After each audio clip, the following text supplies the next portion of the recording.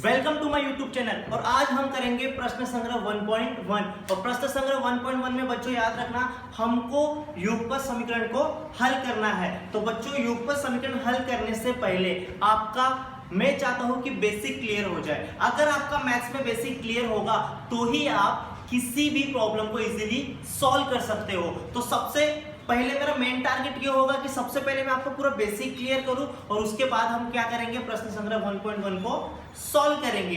इससे पहले मैंने एक वीडियो बनाई थी, उसमें मैंने बताया था कि दो चरांकों वाले रेखीय समीकरण कौन से समीकरण होते हैं, और इस वीडियो में भी उस टॉपिक को हम लोग कवर करेंगे, लेकिन थोड़ा डिटेल में। ठीक है, तो सबसे पहले हमारा मेन टारगेट ये होगा कि हम बेसिक्स को कंप्लीट करें, उसके बाद प्रश्न संग्रह 1.1 को इजीली सॉल्व करें। बेसिक में सबसे पहले हमको समझना है कि समीकरण क्या होता है, फिर उसके बाद हम समझेंगे रेखीय समीकरण क्या होता है, फिर उसके बाद हमको समझना है एक चरांक वाले रेखीय समीकरण क्या होते हैं, फिर उसके बाद हम समझेंगे दो चरांकों वाले रेखीय समीकरण। उसके बाद दो चरांकों वाले रेखीय समीकरण के बाद हमको समझना है कि युगपत समीकरण क्या होता है, और युगपत समीकरण को समझने के बाद हमको ये समझना है कि युगपत समीकरण को हल करने के लिए कितनी विधि आपको दी गई है। आपके 10th के टेक्स्ट बुक के अंदर युगपत समीकरण को हल करने के लिए सिर्फ 3 विधि है। कितनी विधि है? 3। और भी विधि है, बट आपके सिलेबस में इतना ही दिया हुआ है और आपको 3 विधि ही सीखनी है। चलिए शुरू करते हैं फर्स्ट टॉपिक, जिसका नाम है समीकरण, जिसको इंग्लिश में कहते हैं इक्वेशन।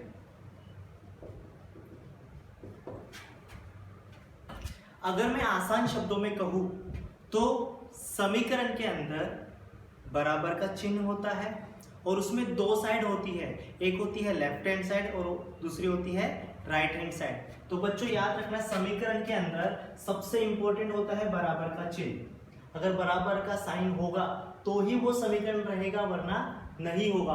और उसमें दो साइड होती है, उसमें दो पक्ष होते हैं, एक होती है लेफ्ट हैंड साइड और दूसरी होती है राइट हैंड साइड। ठीक है, LHS left hand side, RHS right hand side. ठीक है, लेफ्ट हैंड साइड को हिंदी में कहते हैं बायां पक्ष, ठीक है, और राइट हैंड साइड को हिंदी में कहते हैं दायां पक्ष। ओके, और एक और चीज सबसे इंपॉर्टेंट, समीकरण के अंदर लेफ्ट हैंड साइड का मान बराबर होगा राइट हैंड साइड के। समीकरण के अंदर लेफ्ट हैंड साइड का जो भी वैल्यू रहेगा वो किसके बराबर होगा? राइट हैंड साइड के।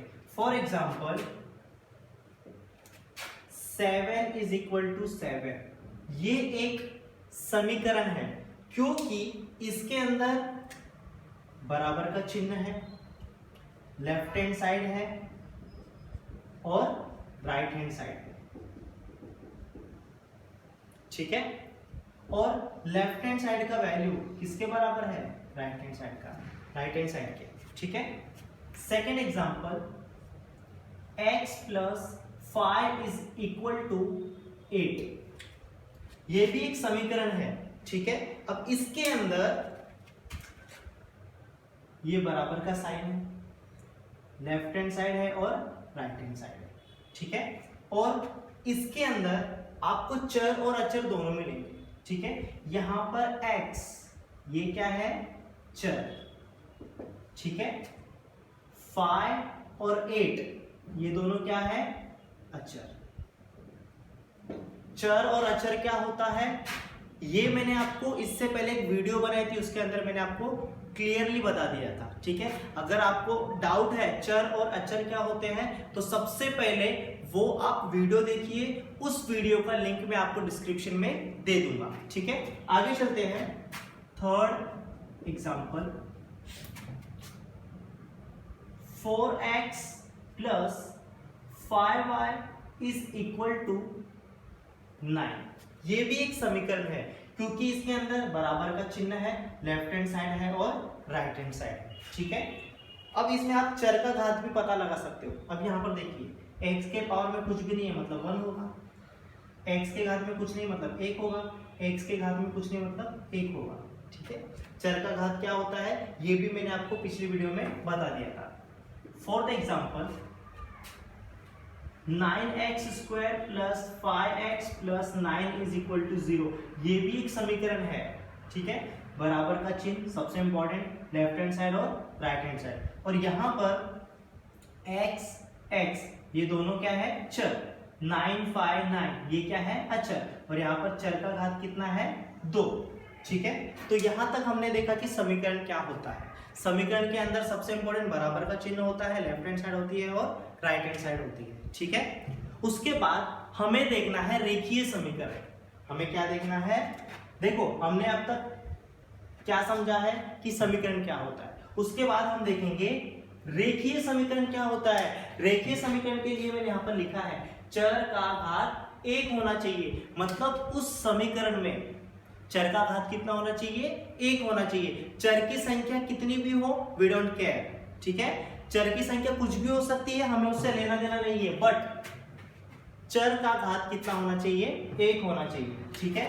तो सेकेंड टॉपिक क्लियर कर लेते हैं जिसका नाम है रेखीय समीकरण।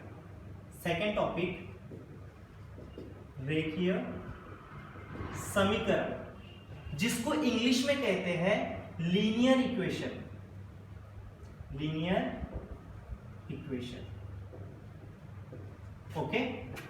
सो यहां पर फॉर एग्जांपल, ठीक है, मैंने आपको ये तो बता दिया कि रेखीय समीकरण में चर की संख्या कितनी भी हो हमको उससे लेना नहीं है, बट चर का जो घात होगा वो 1 ही होना चाहिए, ठीक है।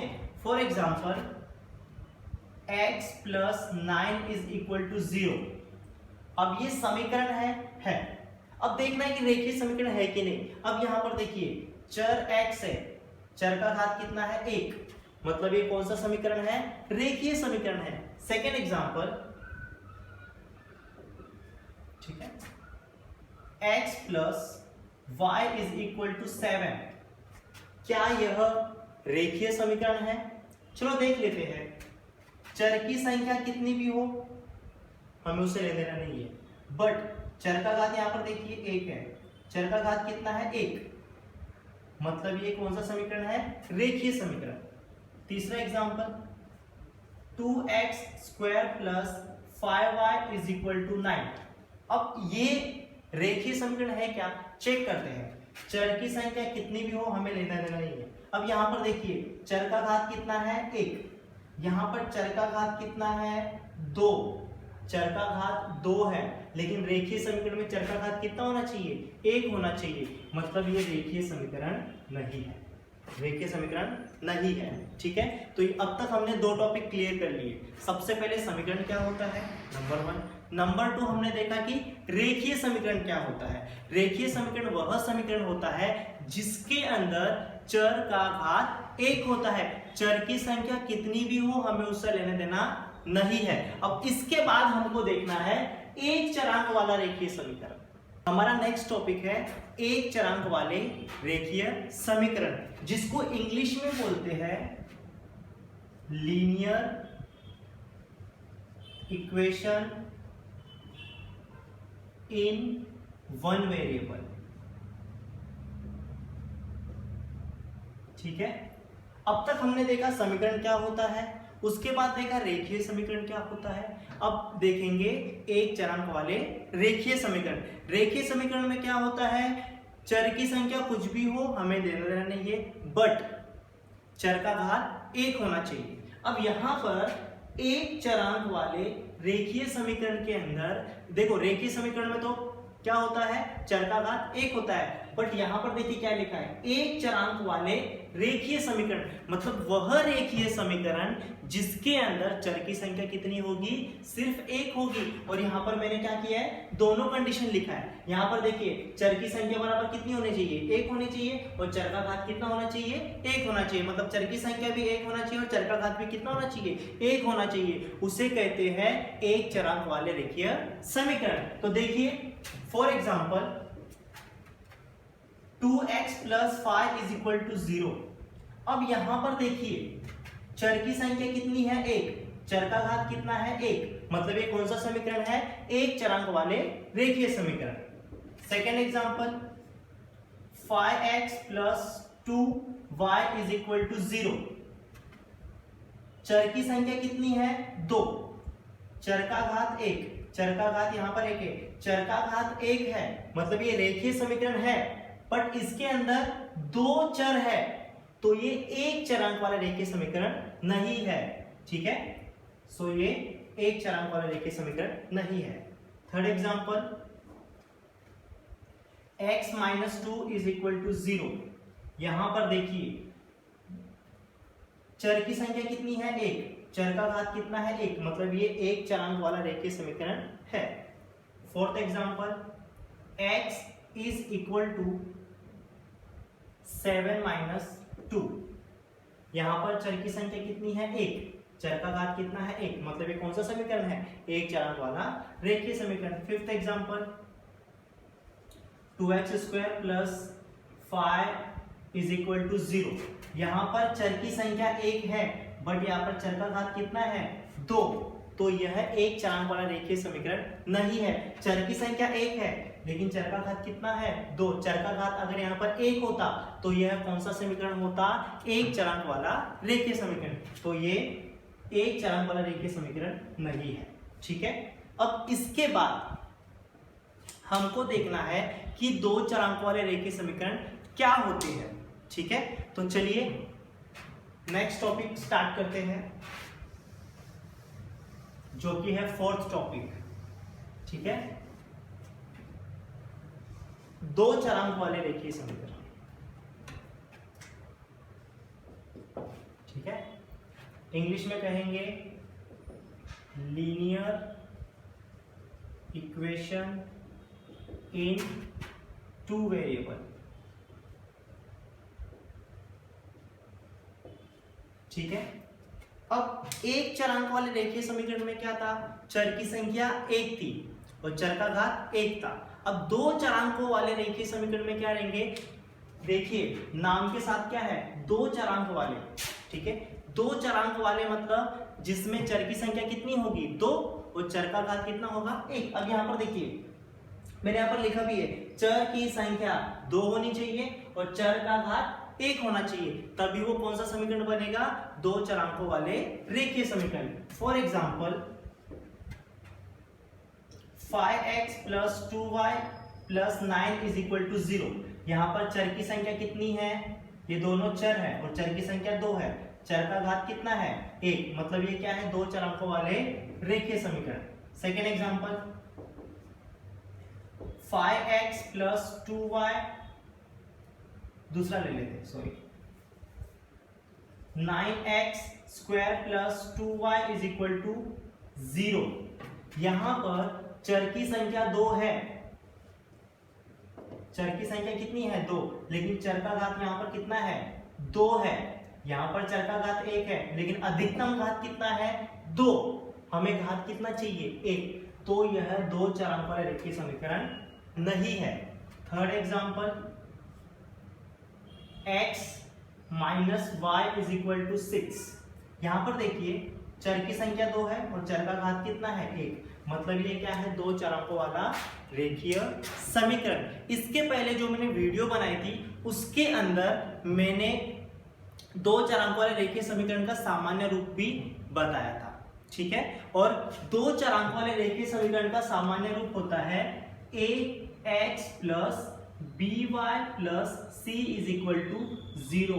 यह दो चरांकों वाले रेखीय समीकरण का क्या है, सामान्य रूप। यहां पर x और y ये दोनों क्या होंगे, चर।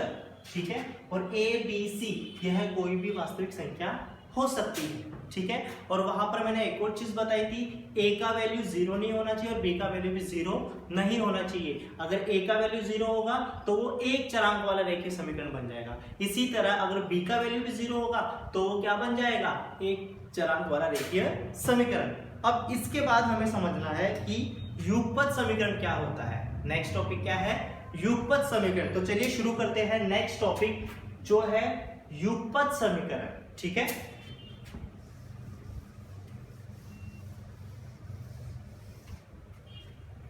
युगपत समीकरण। फिफ्थ टॉपिक, युगपत समीकरण, जिसको इंग्लिश में कहते हैं साइमल्टेनियस इक्वेशन। ठीक है, साइमल्टेनियस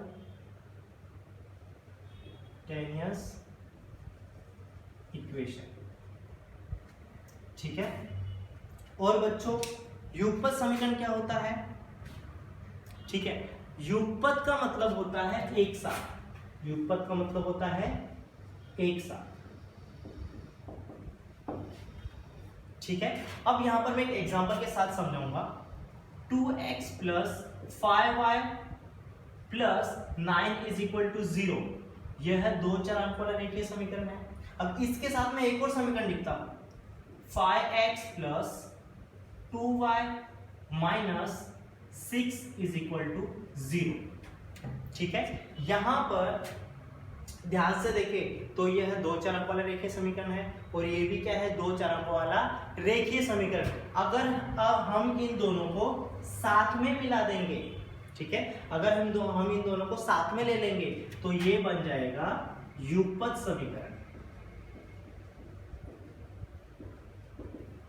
ठीक है, और आपके 10th के टेक्स्ट बुक के अंदर युगपत समीकरण की परिभाषा लिखी हुई है। ठीक है, उसमें लिखा हुआ है कि जब हम 2 चरांक वाले 2 रेखीय समीकरणों का एक साथ विचार करते हैं तब उन समीकरणों को तब उन समीकरणों को युगपत समीकरण कहा जाता है। ठीक है, मैं एक और बार रिपीट करता हूं, जब हम 2 चरांक वाले 2 रेखीय समीकरणों का एक ही समय पर क्या करते हैं, विचार करते हैं, तब उन समीकरणों को युगपत समीकरण कहा जाता है। ठीक है, तो अब हमने देखा कि युगपत समीकरण क्या होता है। अब इसके बाद हमें देखना है कि युगपत समीकरण हल करने के लिए आपको 10th के टेक्स्ट बुक में कितनी विधि दी गई है। तो यहां पर बच्चों याद रखना, आपको जो पहली विधि दी गई है वो है विलोपन विधि।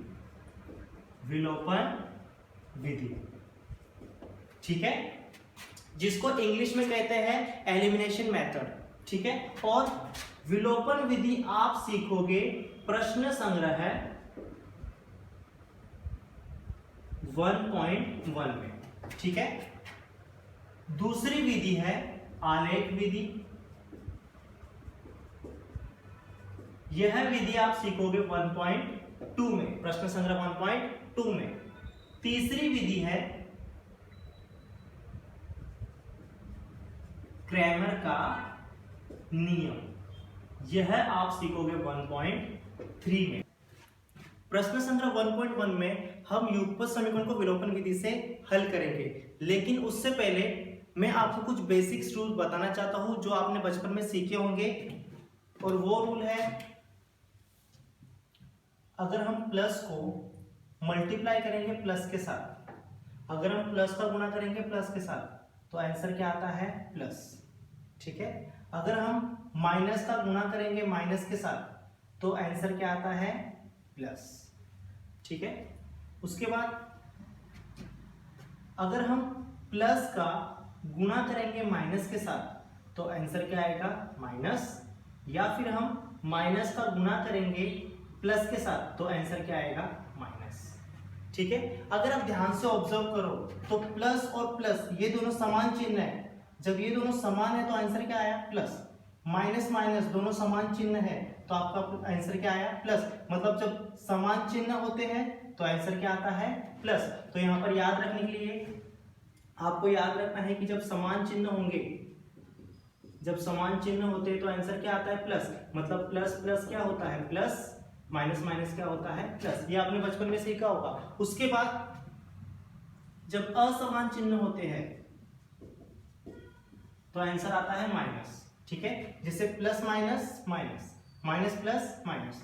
सो प्लस माइनस होता है माइनस और माइनस प्लस होता है माइनस। ठीक है, अब इसको अप्लाई कैसे करना है वो भी हम देख लेते हैं। ठीक है, तो उसके लिए आपको मैं 2-3 एग्जांपल्स दे देता हूं। तो यहां पर ध्यान दीजिए, 10 + 5। ठीक है, अब यहां पर ध्यान से देखिए, 10 के साथ कोई भी चिन्ह नहीं है। जिस संख्या के साथ कोई भी चिन्ह नहीं होता वहां पर याद रखना बच्चों प्लस होता है। तो यहाँ पर देखिए प्लस प्लस क्या होता है, प्लस प्लस प्लस क्या होता है, प्लस होता है। मतलब मुझे इन दोनों को क्या करना पड़ेगा, प्लस करना पड़ेगा। तो 10 और 5 कितना हो जाएगा, 15। ठीक है, ये फर्स्ट एग्जांपल। दूसरा एग्जांपल 10 - 5। ठीक है, 10 के साथ में कोई भी चिन्ह नहीं है, मतलब यहाँ पर क्या होगा, प्लस। प्लस माइनस क्या होता है, माइनस। प्लस माइनस क्या होता है, माइनस। मतलब मुझे क्या करना पड़ेगा, माइनस करना पड़ेगा। 10 में से 5 को माइनस करो, कितना आएगा, 5। ठीक है, और बच्चों याद रखना आंसर में जो नंबर बड़ा होता है उसका चिन्ह होता है। अब यहाँ पर देखिए दोनों में कौन सा नंबर बड़ा है, 10। 10 का चिन्ह क्या है, प्लस। तो आंसर में प्लस का साइन आएगा। और याद रखना बच्चों प्लस का साइन हम लोग आंसर में नहीं दिखाते। ठीक है, यहाँ पर देखिए दोनों संख्या में से बड़ी संख्या कौन सी है, 10। 10 का साइन कौन सा है, प्लस। तो यहाँ पर प्लस होना चाहिए, वो है बट हम लिखते नहीं है। ठीक है, थर्ड एग्जांपल -10 - 5। ठीक है, माइनस माइनस क्या होता है, प्लस। माइनस माइनस क्या होता है, प्लस। मतलब मुझे इन दोनों को क्या करना पड़ेगा, प्लस करना पड़ेगा। तो 10 और 5 कितना होगा, 15। अब नीचे आंसर के साथ कौन सा साइन होगा, जो नंबर बड़ा होगा। ठीक है, तो यहाँ पर देखिए 10 और 5 में बड़ा कौन है, 10। 10 का साइन कौन सा है, माइनस। तो यहाँ पर चिन्ह कौन सा होगा, माइनस। ठीक है, उसके बाद -10 + 15। ठीक है, -10 + 15। अच्छा, माइनस प्लस क्या होता है, माइनस प्लस क्या होता है, माइनस। मतलब मुझे यहाँ पर क्या करना है, माइनस करना है। 10 में से 15 नहीं जाएगा। जब भी बच्चों आप माइनस करते हो तो आपको याद रखना है हमेशा बड़ी संख्या में से छोटी संख्या को माइनस करेंगे। बड़ी संख्या में से छोटी संख्या को ही माइनस किया जाता है हमेशा। तो यहाँ पर 10 में से 15 माइनस नहीं होगा क्योंकि 10 छोटी संख्या है। तो आपको उल्टा करना पड़ेगा, मतलब 15 में से 10 को माइनस करो। 15 में से 10 जाएगा, कितना बचेगा, 5 बचेगा। उसके बाद में आपको चेक करना है कौन सा नंबर बड़ा है, 15। तो आंसर में कौन सा साइन होना चाहिए, प्लस का साइन होना चाहिए। लेकिन प्लस का साइन आंसर में हम लोग नहीं दिखाते। ठीक है, 2-3 एग्जांपल्स और देख लेते हैं,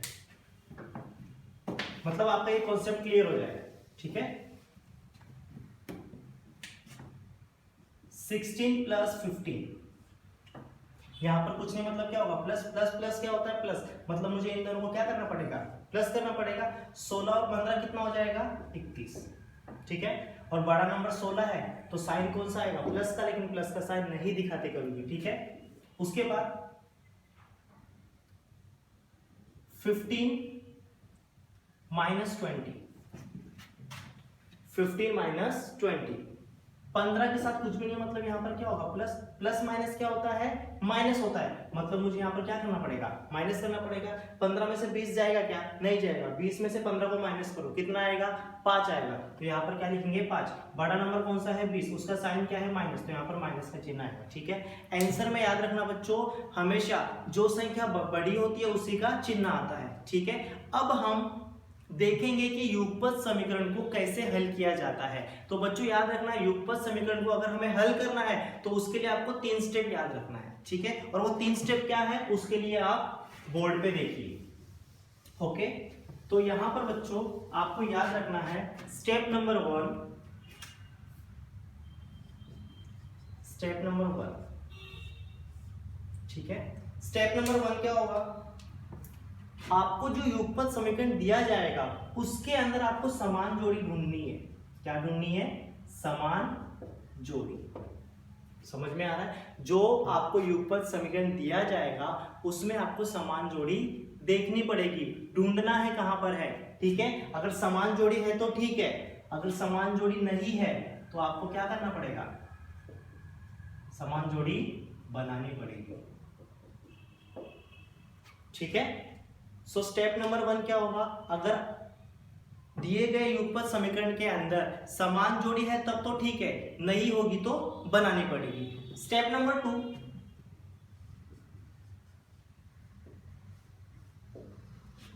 स्टेप नंबर 2 क्या होगा, अगर असमान चिन्ह है, असमान चिन्ह है तो आपको समीकरण को समीकरण को प्लस करना है। ठीक है, अगर असमान चिन्ह है तो समीकरण को क्या करना है, प्लस करना पड़ेगा। समीकरण को क्या करना पड़ेगा, प्लस करना पड़ेगा। और स्टेप नंबर 3, एकदम लास्ट स्टेप, अगर समान चिन्ह है तो आपको क्या करना पड़ेगा, समीकरण को माइनस करना पड़ेगा। ठीक है, तो 3 स्टेप आपको याद रखना है। समान जोड़ी ढूंढनी है, युगपत समीकरण जो दिया जाएगा उसके अंदर समान जोड़ी ढूंढना है। समान जोड़ी रहेगी तो ठीक है, नहीं होगी तो बनानी पड़ेगी। स्टेप नंबर 2 क्या है, अगर असमान चिन्ह है तो आपको प्लस करना है, समान चिन्ह है तो आपको माइनस करना है। मतलब यहां पर याद रखना, समान जोड़ी है तो ठीक है, नहीं होगी तो बनानी पड़ेगी। स्टेप नंबर 2 क्या है, असमान चिन्ह। अगर असमान चिन्ह होंगे तो हमको क्या करना है, समीकरण को प्लस करना है, और समान चिन्ह होंगे तो समीकरण को क्या करना है, माइनस करना है। ये 3 स्टेप आप याद रखो, कोई भी युगपत समीकरण आप हल कर सकते हो इजीली। ठीक है, अब हम देखते हैं कि समान जोड़ी क्या होती है। अब आप सोच रहे हो सर ने बता दिया कि समान जोड़ी ढूंढना है, लेकिन कैसे ढूंढेंगे। ठीक है, तो उसके लिए यहां पर ध्यान से देखिए फर्स्ट एग्जांपल। ठीक है, अब यहां पर मैं युगपत समीकरण लिखता हूं, जैसे 2x + 6y is equal to 5। ठीक है, उसके बाद 5x - 6y is equal to 10। अब यहां पर देखिए अपने पास 2 समीकरण है, मतलब ये युगपत समीकरण दिया है, हमको ऐसे युगपत समीकरण दिए जाएंगे, उसमें हमको देखना है कि समान जोड़ी है कि नहीं। अब समान जोड़ी कैसे देखोगे, 2x और 5x ये दोनों समान है क्या, नहीं है, मतलब ये समान जोड़ी नहीं है। अब यहां पर देखिए 6y दोनों समान है, मतलब मुझे समान जोड़ी मिल गई। समझ में आ रहा है, मतलब यहां पर याद रखना, अगर मैंने 2x और 6x लिखा, ये दोनों समान नहीं है, मतलब ये समान जोड़ी नहीं है। अगर मैंने यहां पर लिखा 2x और नीचे भी 2x लिखा, मतलब ये दोनों क्या है, समान। ठीक है, तो यहां पर देखिए 2x और 5x ये दोनों समान नहीं है। आगे देखिए 6y और 6y ये दोनों क्या है, समान है, मतलब मुझे समान जोड़ी मिल गई। समझ में आ रहा है, अगर समान जोड़ी मिल गई तो ठीक है, अगर वो नहीं होती तो हमको क्या करना पड़ता था, बनाना पड़ता था। और समान जोड़ी कैसे बनाना है वो हम क्या करेंगे, प्रश्न संग्रह जब हम सॉल्व करेंगे उसके अंदर ही हम लोग सीख जाएंगे, वो कोई बड़ी बात नहीं है। ठीक है, अब यहां पर देखिए मुझे यहां पर समान जोड़ी मिल गई। ठीक है, उसके बाद मैंने आपको क्या बोला है, अगर असमान चिन्ह है तो हमें समीकरण को प्लस करना है। असमान चिन्ह होगा तो समीकरण को प्लस करना है, और समान चिन्ह होगा तो समीकरण को माइनस करना है। ठीक है, अब ध्यान से देखो, असमान चिन्ह और यहां पर दिया है समान चिन्ह। अब ये चिन्ह कहां पर देखना है, तो बच्चों यहां पर देखिए, यहां पर मेरे को समान जोड़ी मिला है, 6y का चिन्ह कौन सा है, प्लस, 6y का चिन्ह कौन सा है, माइनस। अब यहां पर देखो ये चिन्ह समान है कि असमान है, असमान है, चिन्ह क्या है, असमान। असमान होगा तो हमको क्या करना है, समीकरण को प्लस करना है, मतलब हम इन दोनों समीकरण को क्या कर देंगे, जोड़ देंगे। क्या कर देंगे, जोड़ देंगे। समझ में आ रहा है, फिलहाल आप अपने दिमाग में इतना ही फिक्स करके रखो। ठीक है, अब दूसरा एग्जांपल ले लेते हैं, मैं यहां पर लेता हूं। ठीक है, for example 6x + 2y is equal to 10, 5x + 2y is equal to 5। ठीक है, अब हमें ये युगपत समीकरण दिया है। ठीक है, अब हमें क्या करना है, समान जोड़ी ढूंढनी है। क्या करना है, समान जोड़ी ढूंढनी है। अब यहां पर देखिए 6x 5x ये दोनों समान है क्या, नहीं है। आगे चलो 2y ये दोनों समान है क्या, दोनों समान है। ठीक है, मतलब मुझे समान जोड़ी मिल गई। ठीक है, फिर उसके बाद जो जोड़ी आपको मिला है उसका साइन चेक करो, चिन्ह आपको चेक करना पड़ेगा। 2y का चिन्ह कौन सा है, प्लस, 2y का चिन्ह कौन सा है, प्लस। चिन्ह समान है कि असमान है, समान चिन्ह है, तो समान चिन्ह होगा तो आपको क्या करना है, समीकरण को माइनस करना है। मतलब यहां पर दोनों समीकरण को क्या करना है, माइनस करना है। मतलब समीकरण 1 में से समीकरण 2 को क्या कर दोगे, माइनस कर दोगे यहाँ पर, और यहाँ पर क्या करना है, समीकरण 1 और समीकरण 2 को क्या करोगे, प्लस करोगे। समझ में आ रहा है? मतलब अब तक आपको सिर्फ इतना याद रखना है, युगपत समीकरण जो आपको दिया जाएगा उसके अंदर आपको समान जोड़ी देखनी है। अगर समान जोड़ी है तो ठीक है, नहीं होगी तो आपको बनानी पड़ेगी। वो कैसे बनाते हैं वो आपको मैं जब प्रश्न संग्रह सॉल्व करेंगे उसमें बता दूंगा, ठीक है। और उसके बाद अगर असमान चिन्ह है तो समीकरण को प्लस करना है, समान चिन्ह है तो समीकरण को माइनस करना है। समझ में आ रहा है? यहाँ पर देखिए, असमान चिन्ह है तो समीकरण 1 और समीकरण 2 ये दोनों को हम लोग क्या कर देंगे, प्लस कर देंगे।